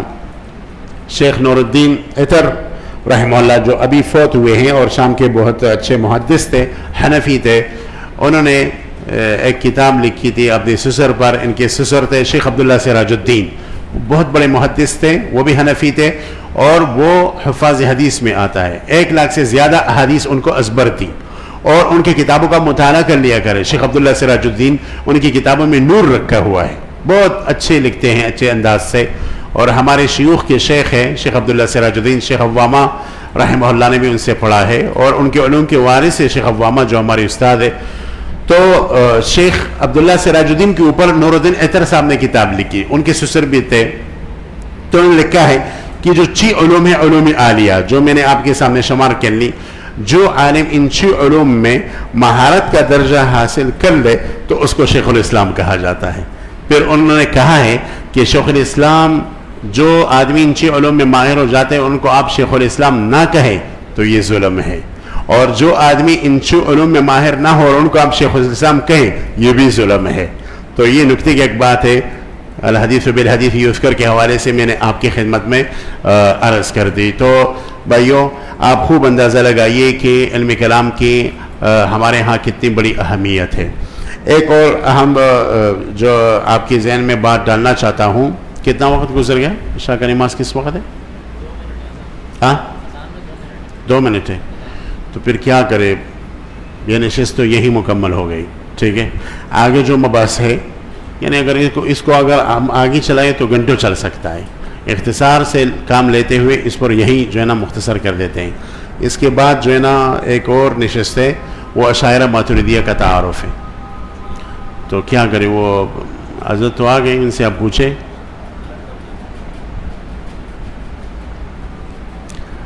ہم لگے رہیں یا نماز کے بعد لگے رہیں؟ اچھا، تو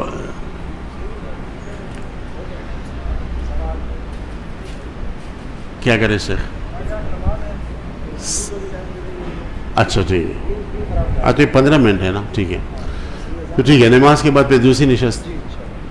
تو دوسرا نشست تو بہت لمبا ہوگا، اس میں بھی ایک وقفہ چاہیے ہوگا. ویسے بھی آج جو ہے نا یعنی جمعے کی رات ہے، یعنی ناظرات کو تو ویسے بھی سونا نہیں ہے. اگر میں یہاں سے ان کو اٹھاؤں تو ویسے گپ شپ لگائیں گے نا. تو اچھا ہے کہ ہم کچھ پڑھ لیں، میں آپ سے استفادہ کر لوں گا، آپ بھی کچھ سن لیں گے مجھ سے. ٹھیک ہے، تو دیکھ لیتے ہیں. ٹھیک ہے، اس میں یہ ہے کہ اس کے بعد 10:30 بجے کھانا کر لیں گے. اچھا، اس کے بعد اگر یہ بیٹھنا چاہیں ٹھیک ہے، تو رات کو رکنا چاہیں تو مسجد نہیں. ایسی ہے. میرا مطلب یہ بھی نہیں کہ پوری رات ہم بحث کریں، میں بھی تک جاتا ہوں. جیسے سر ہوتا تو یہ تو ان حضرات کے لیے تفریح بھی ہے. تو میرے خیال میں پھر دوسری نشست نماز کی بات رکھ لیتے ہیں. وآخر دعوانا الحمدللہ رب العالمین. یہیں تک یہ نشست مختصر میں نے ذکر کر لی. تفصیلات آپ مقالے میں پڑھ سکتے ہیں. اس کی PDF آپ کو مل سکتی ہے، آپ اپنے لیے پرنٹ بھی کر سکتے ہیں. میں وہاں اپنے مدرسے میں شرقائد سے پہلے اس کو پڑھاتا ہوں. ہماری شرقائد ابھی شروع ہو گئی، تو اس سے پہلے جب بندہ اس کو پڑھے تو شرقائد بالکل وہ نوالا بن جاتا ہے، مکھن کا نوالا. تو پھر طالب علم کے منہ میں پھر ڈالنا پڑتا ہے وہ مکھن کا نوالا، وہ خود بہت حلق سے اترتا ہے پھر. ٹھیک ہے، وآخر دعوانا الحمدللہ.